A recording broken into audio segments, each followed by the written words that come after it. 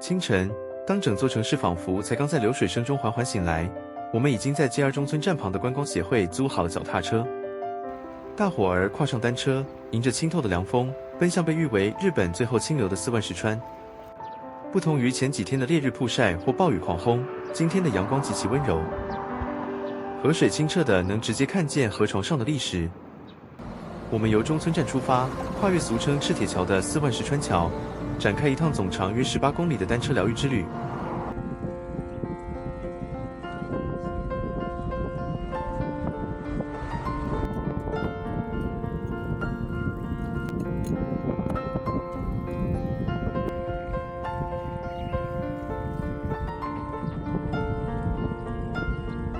當我們沿着河堤來到四萬石川櫻堤公園時，眼前這條長達2公里的櫻花步道，此時正值滿開。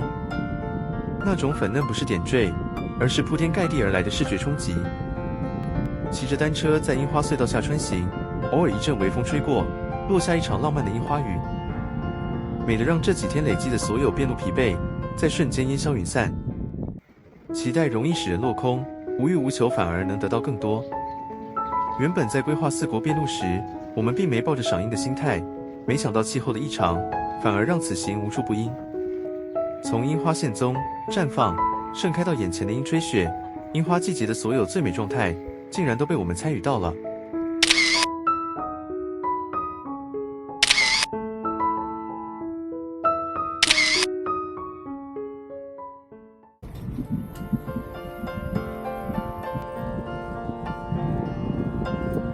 沿着河道推進，四萬石川河面上最動人的風景，莫過於那種完全不設欄杆、造型質樸的神下橋。其中，佐田神下橋是距離河口最近也最長的一座。在建築學上，神下橋展現了一種與自然共處的哲學。為了在洪流來襲時減少橋樑被沖毀的風險，設計者選擇捨棄欄杆，放低橋面，讓河水在泛濫時直接沒入橋身，讓木石順暢通過。這種不硬碰硬、選擇包容共處的智慧，像極了我們在遍路道上學到的精神。面對人生的困境與磨難，不需要每次都撞得頭破血流，而是要學會像流水一樣靈活與包容。在佐田神下橋前，路旁停着一隻低調的拖車廂，前面立着 Hattori Coffee 的招牌。簡單樸素的行動咖啡設備，1張桌子，3張椅子。有趣的是，那唯一的桌子，居然還被店家養的大肥貓給霸佔了。對於愛貓人士而言，這簡直是天堂，休息、喝咖啡還能接擼貓，一舉數得。在溫暖的陽光下喝杯冰涼的咖啡，欣賞四萬石川潔淨清涼的河水毫無阻擋地穿過神下橋柱。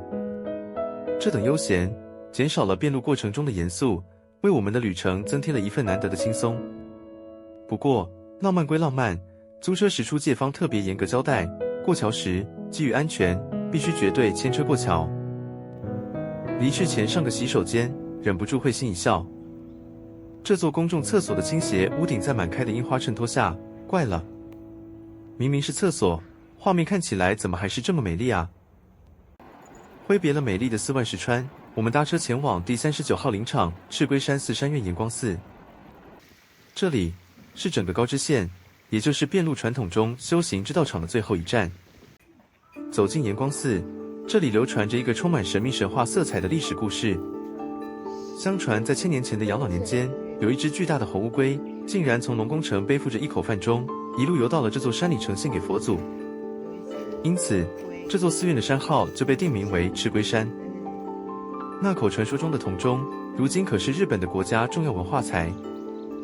為了紀念這個傳說，鹽光寺的庭園內、石碑上隨處可見長壽龜的意象與雕刻。在4國遍路的設定中，高知的16座寺院是最考驗肉體與意志的試煉。對我們而言，當我們在鹽光寺的納金所蓋下最後一個高知縣的朱印，內心百感交集。這象徵着我們在修行之道場的苦行即將告一段落。但大師給我們的考驗還沒結束。離開鹽光寺後，我們重新背起沉重的行囊，展開前往素毛市區住宿點的7公里重裝徒步。這段公路走得並不輕鬆。當我們好不容易抵達原定的咖啡廳，興奮地放下背包準備大吃一頓，卻被一盆冷水澆醒。店家表示現在僅供咖啡，不出餐了。大夥沒辦法，只好把沉重的背包重新上肩，飢腸轆轆的沿路繼續找吃的。